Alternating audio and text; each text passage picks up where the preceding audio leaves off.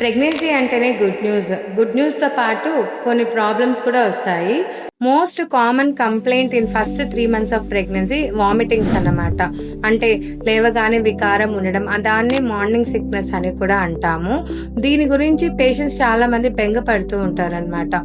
ఎందుకు ప్రెగ్నెన్సీలో వామిటింగ్స్ అనేది మొదటి 3 నెలల్లో డెవలప్ అవుతుంది అంటే, ప్రెగ్నెన్సీలో బీటా హెచ్సిజీ అనే హార్మోన్ ఉంటుందన్నమాట. ఈ హార్మోన్ వామిటింగ్ ని క్రాస్ చేస్తుంది. సో ఎంత హెచ్సిజీ హార్మోన్ ఉంటే అంత ఎక్కువగా వామిటింగ్స్ వస్తాయి అనమాట.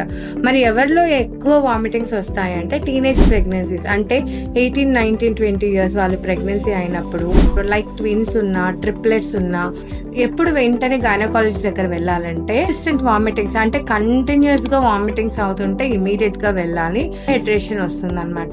డీహైడ్రేషన్ వల్ల లెస్ యూరిన్ అవుట్పుట్, అంటే అలాంటివి ఏమైనా ఉంటే ఇమీడియట్ గా వెళ్ళాలి. మరి ఏం చేయాలి అంటే carbohydrate rich food like idli, bread, biscuit ఇలాంటివి ఫ్రీక్వెంట్ గా ఇవ్వాలి. అండ్ కంటిన్యూస్ గా వాటర్ కానీ, లెమనేడ్ కానీ, హనీ వాటర్ కానీ తాగిస్తూ ఉండాలి. జాయింట్ పైన కొద్దిసేపు ప్రెషర్ అప్లై చేసినా కూడా వామిటింగ్ సెన్సేషన్ అనేది కొంచెం తగ్గుతుంది. జింజర్ టీ కానీ, జింజర్ గ్రీన్ టీ ఇవ్వచ్చు. ఇవన్నీ చేసినా తగ్గకపోతే ఇమీడియట్ గా దగ్గరలో ఉండే గైనకాలజిస్ట్ ని కలవాలి.